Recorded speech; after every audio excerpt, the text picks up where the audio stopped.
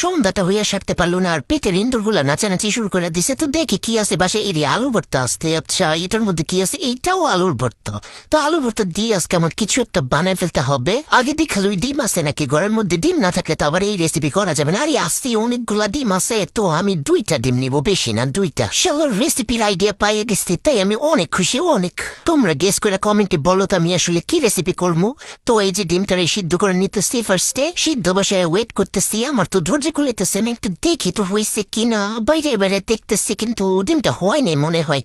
আচ্ছা তারপর আবার একটু ওয়েট করে দেখি, এই ডিমটা ফাইটে গেছে, তার মানে হইছে মনে হয়। আর একটু বাইরে দেখি, আচ্ছা হইছে। ডিমের খোসাটা এখন ছাড়াই নিতে হবে। তো ডিমের খোসাটা একদম ঝামেলাবিহীন ছাড়াই গেছে।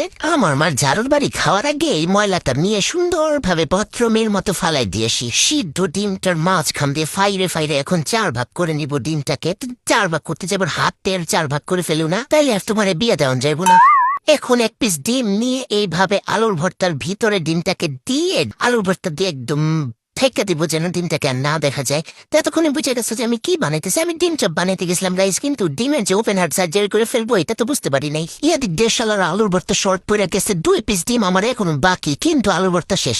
তো কি আর করা, এই দাঁড়ায় খাই লাইতেছি, মানে গেলা লাইতেছি। গেলা ছাড়া তো অবশ্যই আমার জীবনে আর কিছু নাই। তো এই যে আলুর চপগুলো আমি বানাই নিছি, সরি ডিম চপগুলো বানাই নিছি। এতটুকু পর্যন্ত তো ঠিকই ছিল, কিন্তু পরে আমার সাথে কি হলো তো দেখতে থাকো তারপরে কি হয়। এখন আরো একটা ডিম লাগবে। তো আর একটা ডিম যে আমি যে ফাটা একটা বাটিতে নিয়ে নিছি, সোনার ডিমের খোসাও পড়ে গেছে। তো খোসাটারে সরানোর চেষ্টা করতেছি, এই যে সরাইছি। আচ্ছা এখন একটা কাঁটা চামচ দিয়ে ডিমটাকে ইচ্ছা মতো ঘুটা দিয়ে নেব।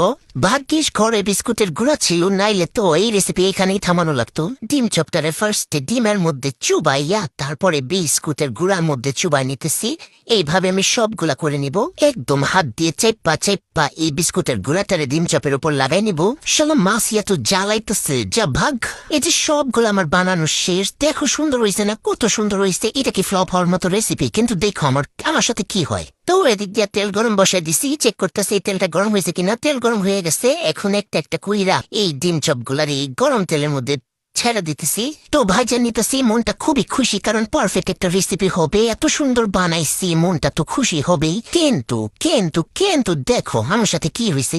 এটা হওয়ার কথা ছিল না। এই যে ডিমের ওপেন হার্ট সার্জারি হয়ে গেছে। এক্সামের মধ্যে পরীক্ষার কঠিন প্রশ্ন দেখে আমি যেমন ভাঙ্গা পড়ি, ডিমটাও এমন ভাঙ্গা গেছে। আমার সাথে এমনটা হওয়া লাগে। আচ্ছা তোমরা বললো তো কেন এমনটা হয়েছে। আমি তো সব ঠিকঠাক ভাবে বানাইলাম। দূর যাক্কা দেখতে যেমনই হোক, খাইতে মজা হইলো। তো দেখি খাইয়া কেমন হয়েছে। খাইয়া দেখি এটা বাইরে দিয়ে ভাঙা ঠিকই, কিন্তু ভিতর দিয়ে একদম রাঙা ফাটাফাটি স্বাদ হয়েছে। শালার ডেঞ্জারাস স্বাদ হয়েছে, স্বাদে একদম A+।